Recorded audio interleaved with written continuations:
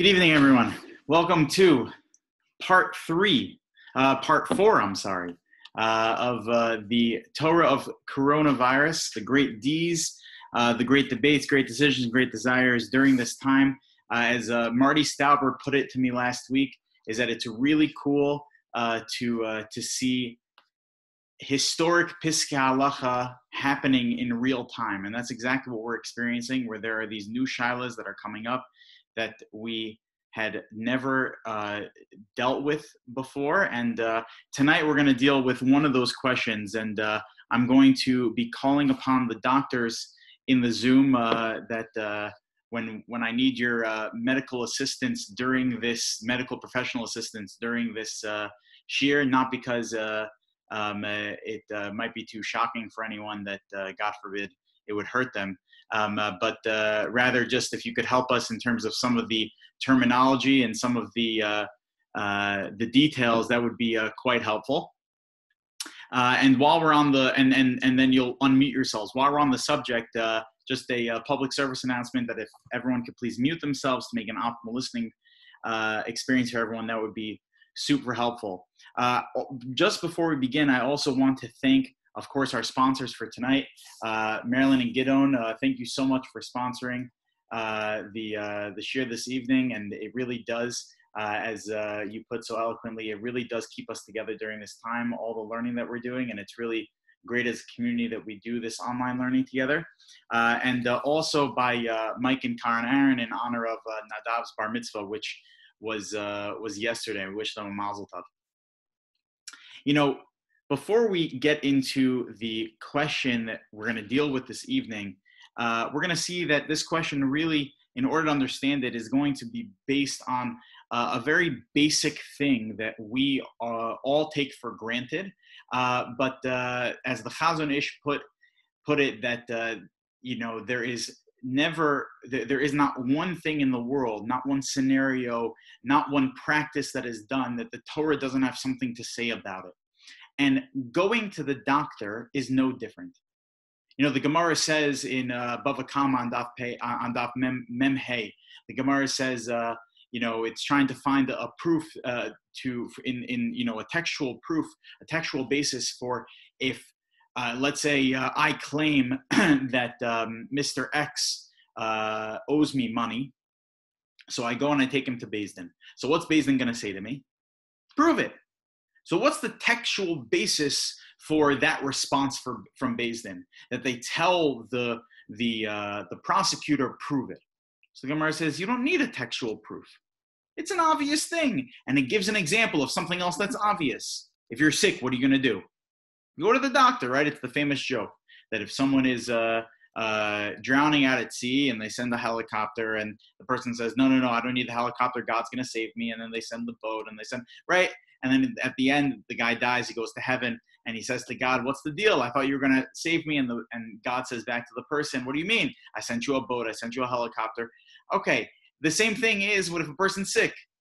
A person, God forbid, it comes down with some disease, or, you know, a person breaks their arm, and if they don't go to the doctor, potentially it can cause an infection and something like that. And the person says, God's going to heal my arm. What are you talking about? Go to the doctor, you fool, right? So, but how do we know that the Torah gives us the reshus, gives us the permission to go to the doctor?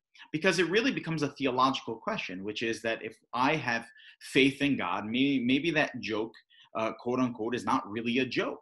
That if I truly have faith in God, so then I shouldn't go to doctors. God will heal me. That's it. Why do I have to go to the doctor? But however, we find in Shulchan Aruch that that's not the case. And this is really based on a pasuk in the Torah. The Torah says that if someone becomes injured, im yakum v'yitalech b'chutz al mishanto v'nikeh amakeh, that let's say someone becomes injured through someone else injuring them, causing pain, physical pain to them, break someone's arm, God forbid. Happened to me when I was 8 years old. My brother jumped on my arm 2 hours before Shabbos. It broke. I needed to be rushed to the emergency room. Okay, so what responsibility does my brother have, being that I am going to heal? So the Gemara, the Torah says, Rak shifto yitain, that you have to pay sheves, which is basically the cost of me being impaired. Virapo yirapeh. So basically, unemployment you have to pay me, and you'd have to pay my medical bills. What do you mean your medical bills? Why'd you go to the doctor in the first place? So we find right over here the Torah telling me that, of course, one has the right to go to the doctor. And it's quoted in Shulchan Aruch as well. Nitna haTorah rishus l'rofe l'rapos, that there's a mitzvah that the Torah, gives allowance to a rofe, to a doctor, l'rapos, to heal. U'mitzvahi, and it's a mitzvah. Ubechlal pikuach nefeshu, and it's part of saving lives. V'im monea atzmo, and if someone holds themselves back from healing, let's say someone's a doctor and they know that there's a specific medicine that they could prescribe in order to help heal a person, and they don't, harezeh shofech damim, you are a murderer. V'afilu yesh lo mi shirapenu shelo min hakol Adam zochel esrapos. Umulo yasik berafua elimkain hu baki. So then the Shulchan Aruch says, but however, you can't go to any clown that says they're a doctor. A person needs to go to school. They need to get a degree. They need to make sure that they do continued education to stay up to date in the latest medical advancements and the like. V'lo yeh shem gadol mimenu she'im lokein harizeh shofech damim. And if, let's say, you have a choice between going to a less doctor versus a more prestigious, a better doctor, so you go to the better doctor. And the Shulchan Aruch continues to go through these practices that we do that are just so basic logic, like the Gemara said. However, this has its roots in the Torah. The Torah gives the permission to the doctors to do that. Now, and the reason why it's necessary for the Torah to do that is, like we said before, because otherwise it becomes a theological issue, which is that the Torah says, Anochi Hashem Lokecha asher tzisicha me'eretz Mitzrayim, that I am Hashem, your God. I'm the one that took you out of Egypt. I could do anything. So then, therefore, why would you go to the doctor? Comes along Hashem to say, no, you should be going to the doctor. I want to point out, I wasn't able to get it on the computer, but I'd be remiss if I didn't share this. The Chida, Chacham Yosef David Azulai, was an unbelievable Chacham.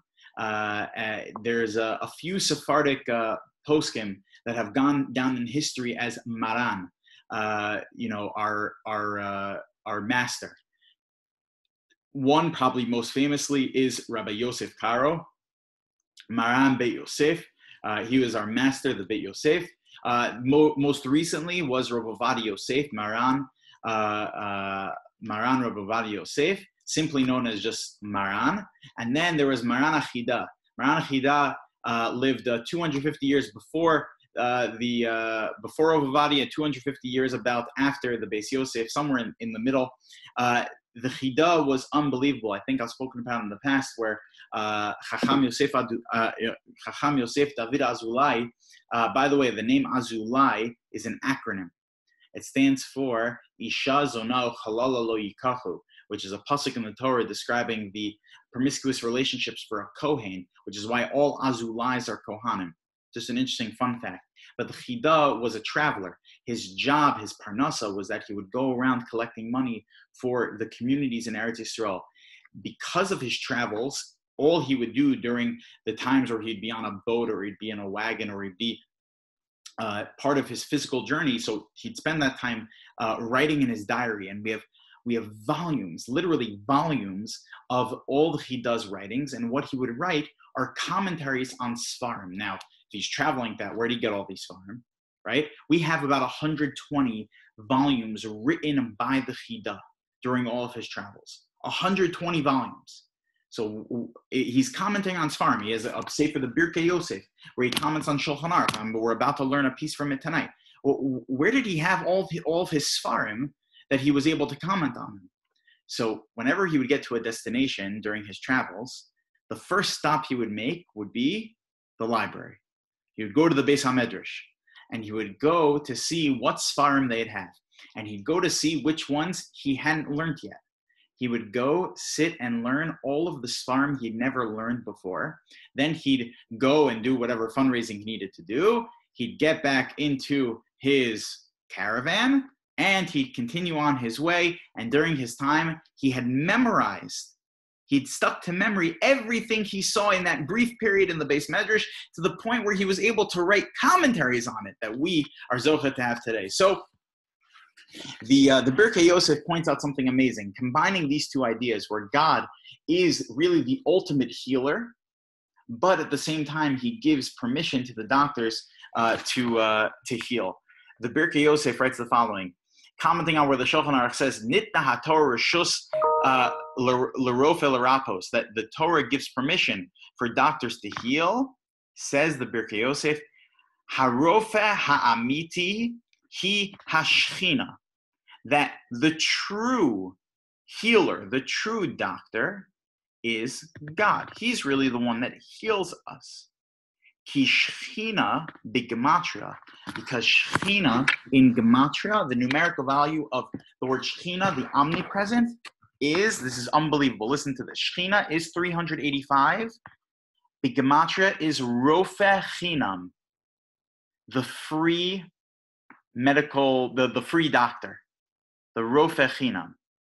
The Rofe Chinam means the one that heals without any bill coming in the mail. You're never going to see a bill. You'll see a bill coming from Scripps, from Sharp, from Kaiser. You'll never see a bill in the mail that comes from Kudsha Brichu healthcare. It doesn't happen. Rofe Chinam equals 385 Shechina. Unbelievable from the Chida. And the Chachmas Adam writes the same thing, that it'd be a major mistake for us to think that it's really the doctors that are healing us. And he even goes a step further and he says it would be a major mistake for us to think that it's the doctors that are partnering with God to heal us. No. God gives permission to be the shliach, to be the messengers on his behalf, to deliver the therapeutics, the pharmaceuticals, the vaccines to the world. But really what they are shlichim, really no different than the way, let's say, a rabbi works, right? The way that a Rav works and the way that they disseminate psak, especially in a Beis Din, is, as the Gemara says, that we are acting as kind of like shlichim, that we're the progenitors of the Mesorah, that is something much higher than us. It's much bigger than us, and we're just filtering it through the situation that is presented to us. But it's really just filtering it. The situation is being paskened on something that's being filtered through thousands of years of our history and our Torah. And the refuah is no different. As Rashi says in the beginning of Koheles, Ein kol chadash tachas hashemesh, that there's nothing new under the sun. So Rashi says because every single material that was needed was already created by creation during the Sheshes Mebereshis, during the 6 grades of creation.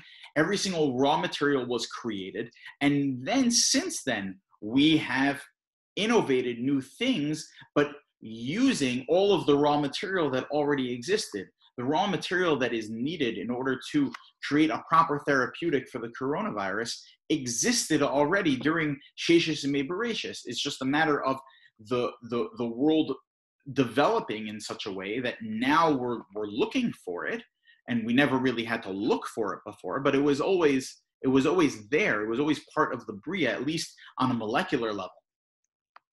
And that's why God gives permission to the doctors to say, listen, you're right. Ultimately, it's going to come from me, but I'm giving you permission to be able to channel that. Now, this really gets to our question that we have to deal with this evening, which is a question that no Rav ever would like to paskin on, and I probably would imagine that no doctor ever wants to deal with. It's a question that unfortunately many hospitals, I don't know if, and please Tell me if I'm wrong, but I don't think any hospitals in San Diego had to deal with this during this pandemic. But I know that there were hospitals in New York, also in Europe, in Paris, that had to deal with this, which is basically a shortage of ventilators and needing to make a judgment call to which patient is going to receive the ventilator. So how is such a decision made?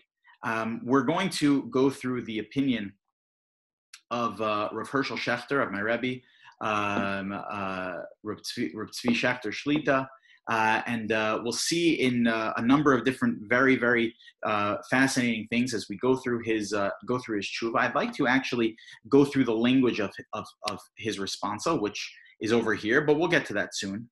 And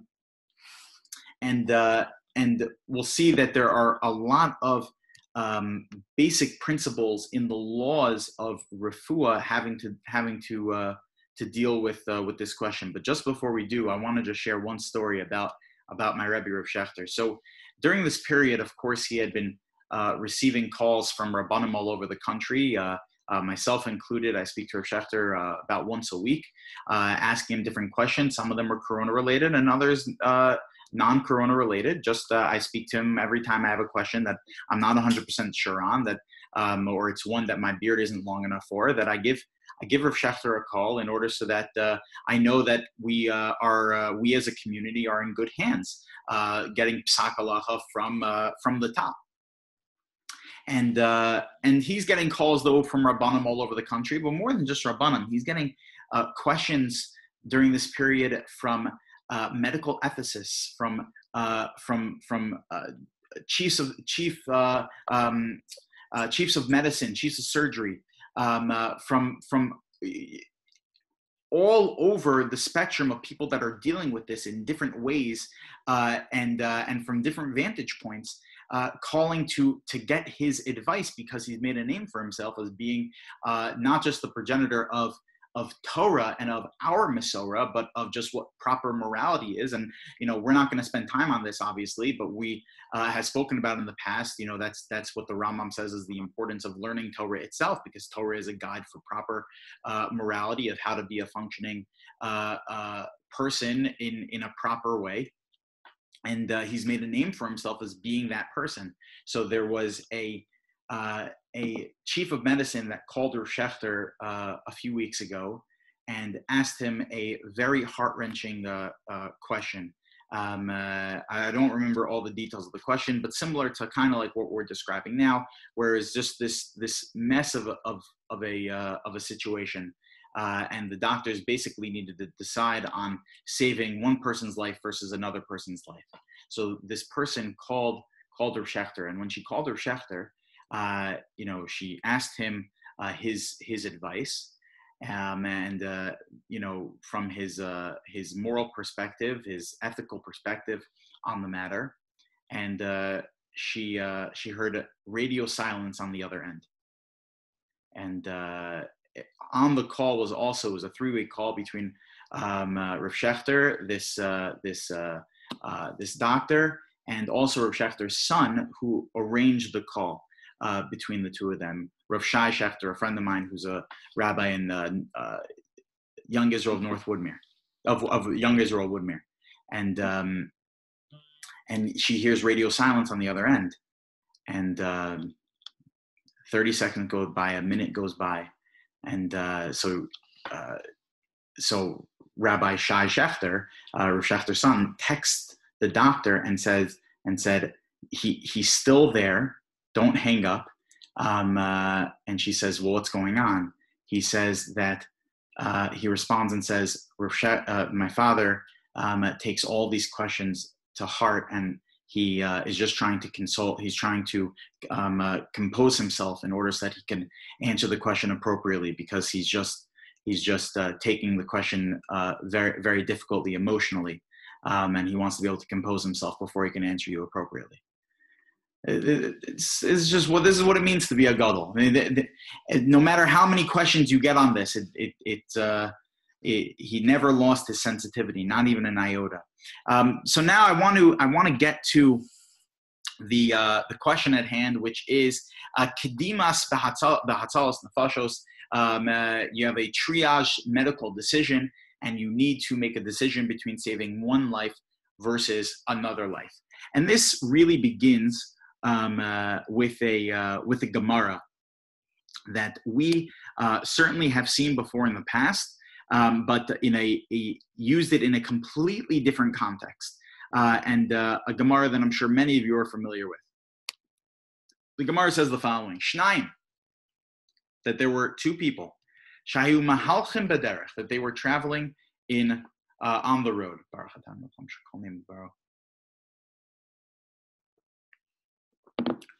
Ubiyad Echad Mehen Kiton Shalmayim, and one of them has a canteen of water. You're all familiar with this. Im shosin shnehem mason. If they both drink it, so then they'll both die. The im shosa echad mehen magia liyeshuv. And if only one of them drinks it, so then he will reach the settlement. He will survive, and his friend, unfortunately, will not make it. So the question is, what do you do? Do you split the canteen or do you not split the canteen? So Darsh ben Petura said, Mutav shiyu, it's better Mutav sheyishtu shnehem, better that they both drink it, vayemosu, and that they'll both die, va'al yira echad mehem b'misaso shel chavero, and that one of them should not have to experience seeing their friend die. Rabbi Kiva, however, Rabbi Kiva came along, v'limed v'chai achicha imach, and he taught us that your life, v'chai achicha imach, that your brother needs to live with you. What's the key phrase here? That your brother needs to live? No, that you needs to live with you. Imach chayecha kodmim lechaye chavercha, that your life comes before the life of another, which usually this Gemara is used in the context of, making sure that you preserve your own life, if it would be at the expense of, saving someone else's life, that your life comes first. However, the Netziv, Rav Naftali Tzvi Yehuda Berlin, Marty, you know who the Netziv was. The Netziv was the Rosh Yeshiva of Volozhin, your favorite yeshiva in the world. The Netziv was the Rosh Yeshiva of the Volozhin Yeshiva from 1853 until the yeshiva's closing in 1892, I believe. And he was Rosh Yeshiva that led the yeshiva for almost 40 years. Biktusho V'Tara. The Netziv was a one-man powerhouse. He was unbelievable. His second in command was his grandson-in-law, Reb Chaim Soloveitchik, whose main job was really to be a teacher. Reb Chaim Soloveitchik was not an amazing fundraiser.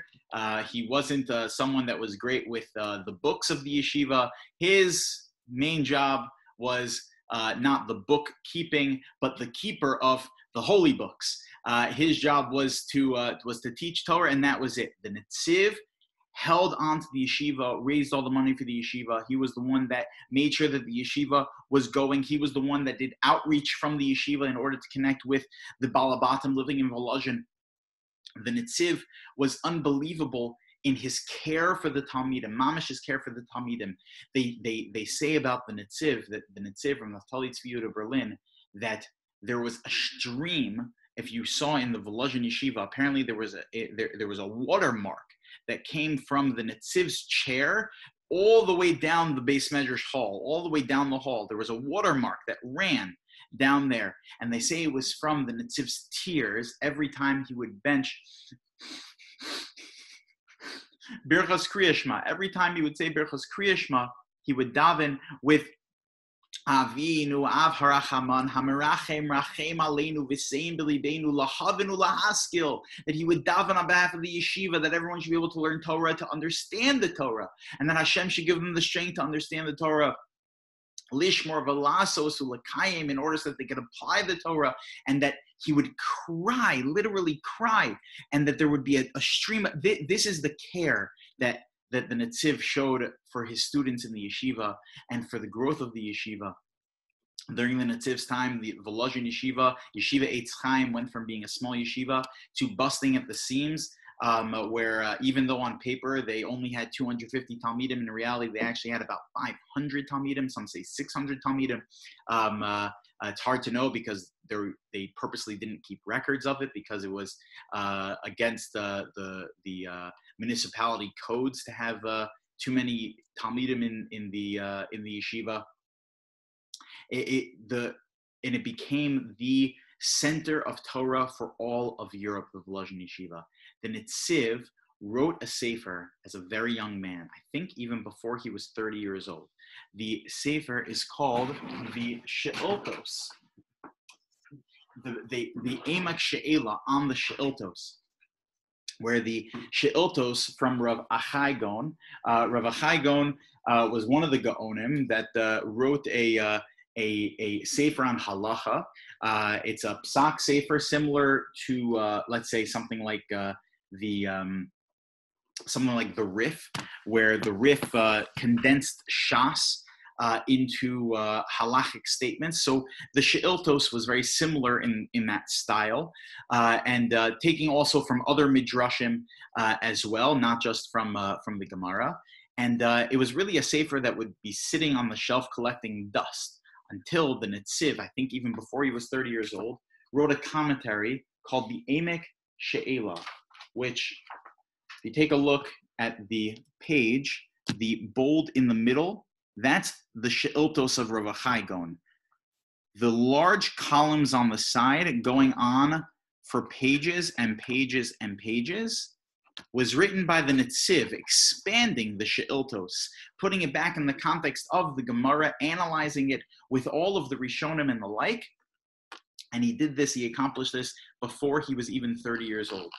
Opening up completely the She'iltos was a book that went from sitting on the shelf collecting dust to a book that is heavily studied today in the yeshivas.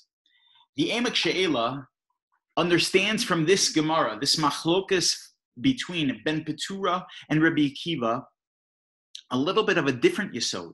That not just is this Gemara teaching me that my life comes first, but you have to take into account the context of the Gemara. The context of the Gemara is a situation where one of them can certainly live, as opposed to something that turns into a suffix.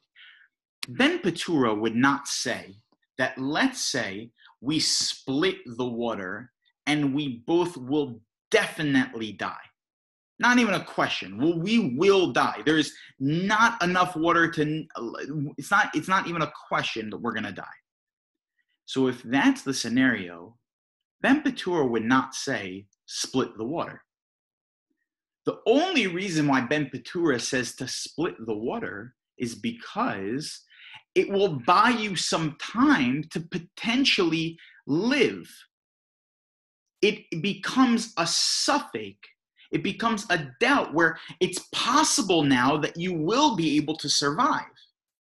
And that's why he says, split the canteen, lest you see your friend die, right? Because that's what his focus is over here, that why should someone die unnecessarily? There's a chance to save them. It's a Hail Mary, probably won't work. However, not that kind of Hail Mary. However, take the chance. Don't let them die. Take the chance. Comes along Rabbi Akiva and says, no. We don't rely on miracles. If you have to choose between a suffix, a doubt whether or not you're going to save someone, and a vadai, where you definitely can save one of them, versus potentially losing both, so then you certainly save one life. That if you have the choice between definitely saving a person versus the unknown of maybe losing two people, you save one person. Ein safek motzi midei vadai. That if you have a vadai, you have a certainty that you could save the person, so then you have to put in your energy into the person that is most likely going to live. Based on this, comes along Rav Shechter, and based on everything we've seen thus far, comes along Rav Shechter to give his psak. And I want to go through a couple of the paragraphs together.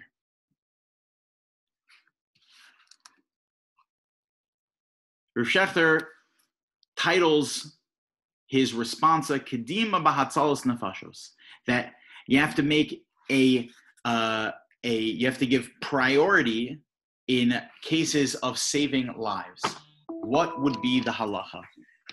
Comes along Rav Shechter and writes the following: Imbo shnei cholim lebeis hacholim bebas achas. Let's say two sick individuals come to the hospital at the same time. Okay, they come at the same time. V'yesh rak ventilator echad, and there is only one ventilator. So what's supposed to happen? What are you supposed to do if there's only one ventilator? So you have to figure out who you're going to give it to. Do you give it to the person who is most likely going to be saved? Or do you give it to the second person that is in a doubt whether or not you're going to save them? Now, again, they're coming in at the same time, okay? They both come into the hospital. Now the doctors need to make a choice. Who are we going to give this one ventilator to? Are we going to give it to the person? And it's just, I can't believe it. This literally happened, that this was happening.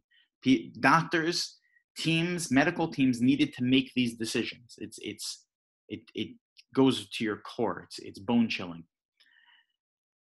So you have to choose who you're going to give it to. So if it's the choice between giving it to the person that definitely will live versus the person that is in a state of doubt, as pshitas, then obviously she'ein dochen vadai mepnei suffix. Then certainly you can't push aside the person that certainly will live in order to potentially save a person.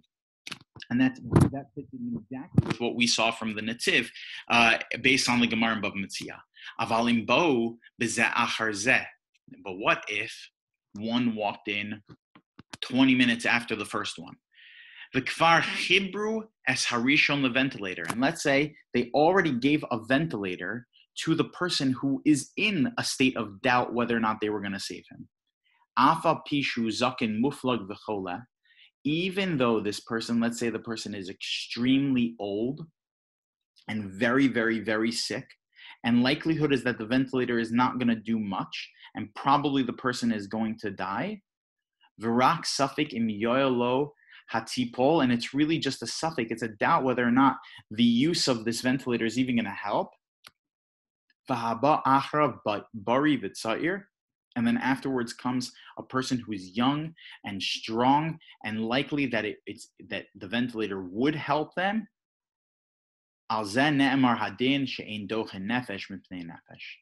You cannot remove the ventilator from the person, from the zaken, from the elderly person who is extremely sick once they're hooked up and they're receiving sustenance from it. So then that's it. You no longer have the right to remove the ventilator. This also is a halacha in Shulchan Aruch. The Shulchan Aruch says the following.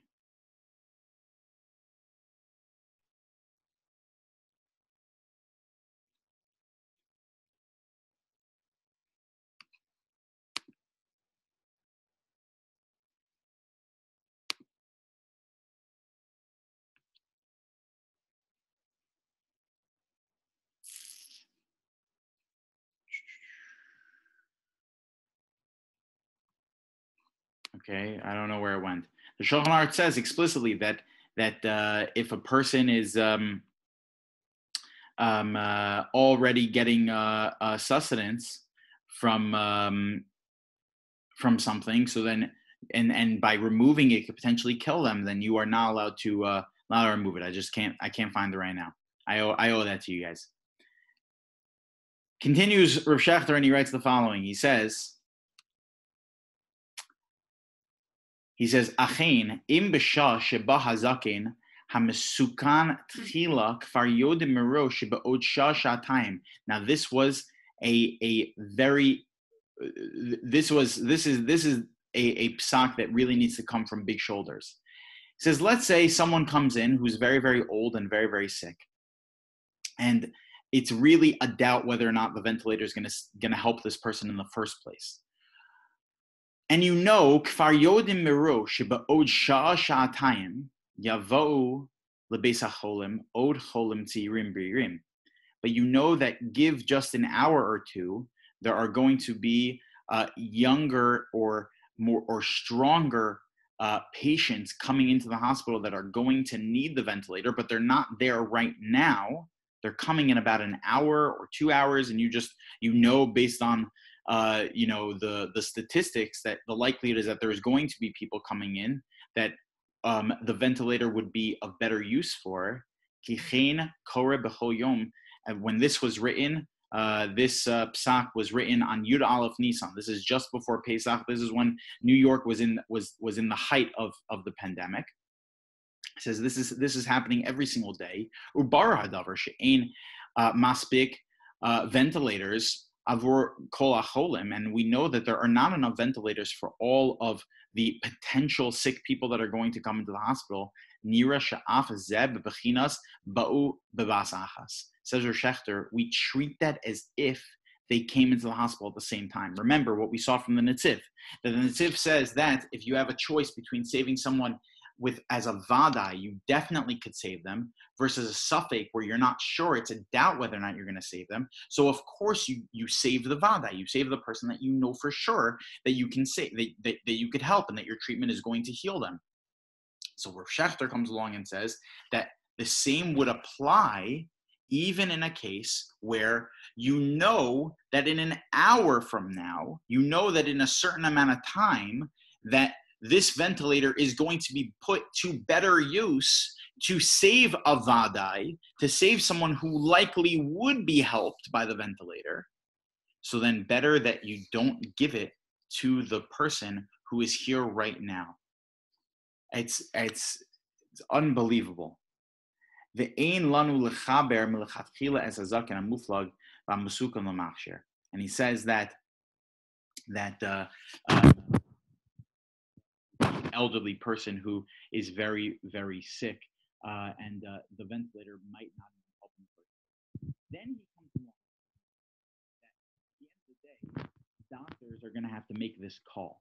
This is not something that there's a specific handbook about, especially regarding direction, especially regarding this pandemic, where there's really no metric to knowing exactly how. Maybe now we have a little bit of a better idea, but at least back then there was really no metric to know whether or not the measures we were taking, were going to be successful. There was a lot of trial and error going on, and it was really up to the doctor's best judgment.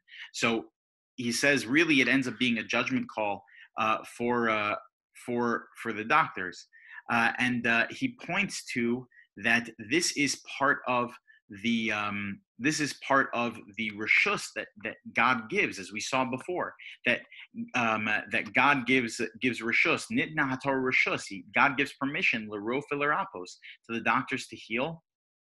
So part of that permission is that God understands that people are not perfect, and we are susceptible to making mistakes. And because of that, that's part of the permission he gives doctors is do what you need to do, and I understand that you're not perfect. Says Rosh Shechter the following, quotes from the Ramban, that the Ramban says, Shemikan nitne reshus l'rofe l'rapos. He says that this is part of the permission that doctors are given by God.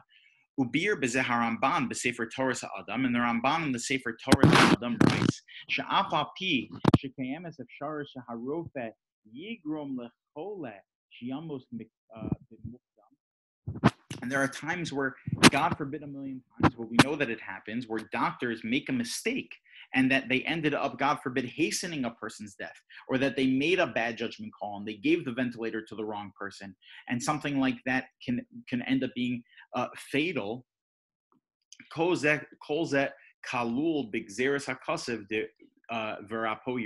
This is all part of the textual permission that's given from God, the divine permission that's given to humans to heal in the best way that they know possible. There are shayla tapel b'refuas hachola k'meitav yicholto, that you try your best, and it's understood that God understands that we try our best, and that's part of the permission that God gives the doctors. V'chachmas harefua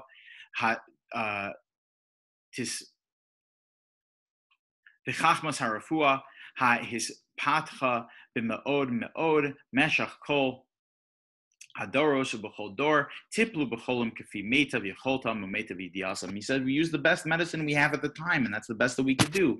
V'vada shar b'pamim garmu lekatzer chaya yechola mipnei likavi yidiyasam akol zeh kalul b'gzer sekasav devirapo yirapeh. This all goes back to the pasuk where the Torah gives us reshus to doctors to heal, even though it could potentially be a human mistake. This, like I said, is coming from very, very, very broad shoulders to make these decisions.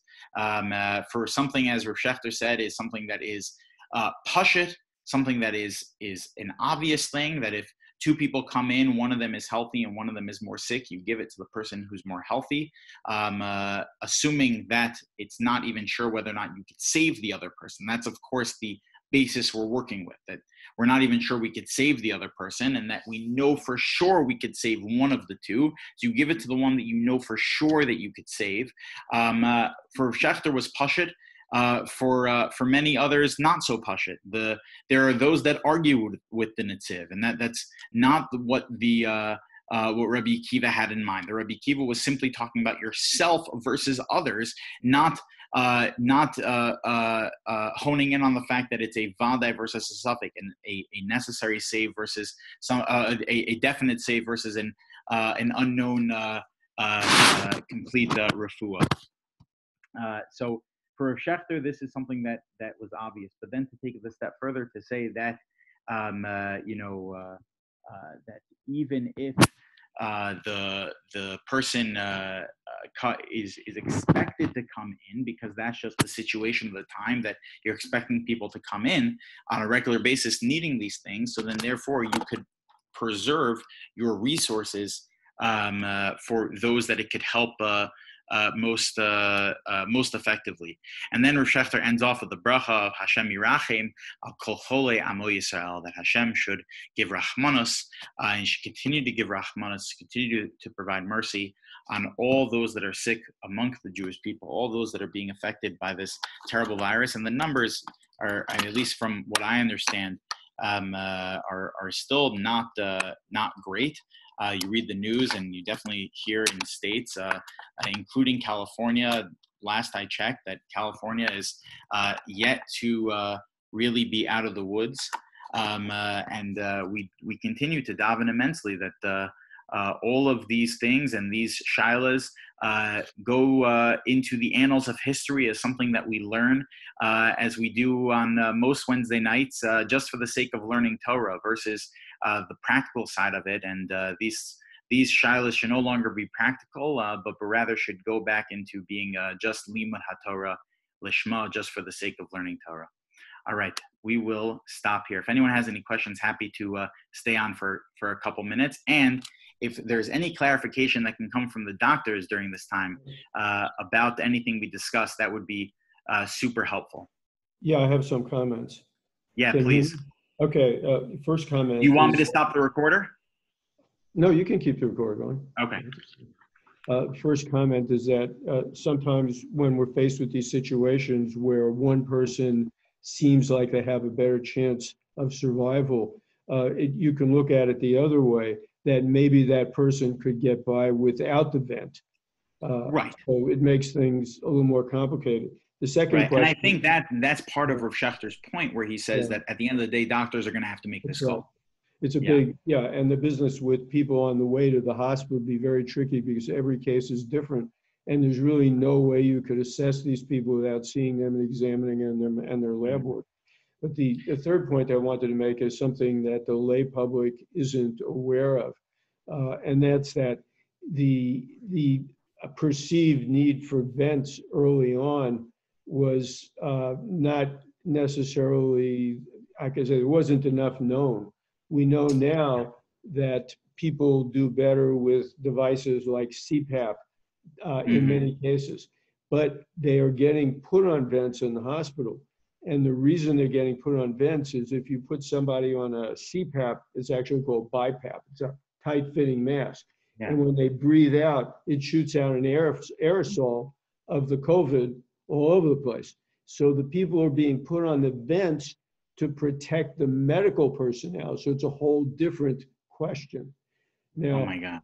now That it's becoming saving one person, but could potentially be harming others.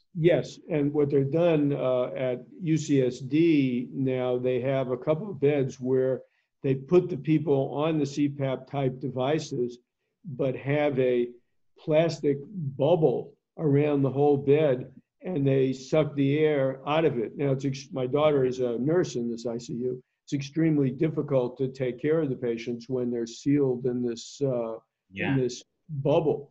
But in many cases, the ventilators are actually making people worse because it was thought that the viral pneumonia associated with COVID was like that we saw with other viral pneumonias, but it's different. And the people's lungs they're not the same mechanically.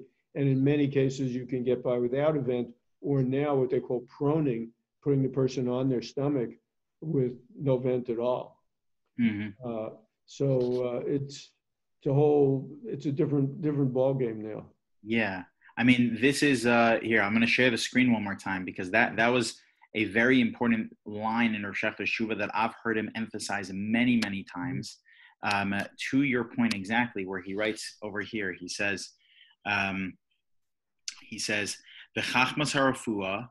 That you know the knowledge of the doctors, he says is something that ubechol dor tipul becholim kafi meitav yicholasam umeitav yidiasam. He says you have to assist according to the medical knowledge that you have at the time. As soon as you learn something new, so everything changes, right? Just because it, you know, and the halacha is the same way. The halacha adapts the psak.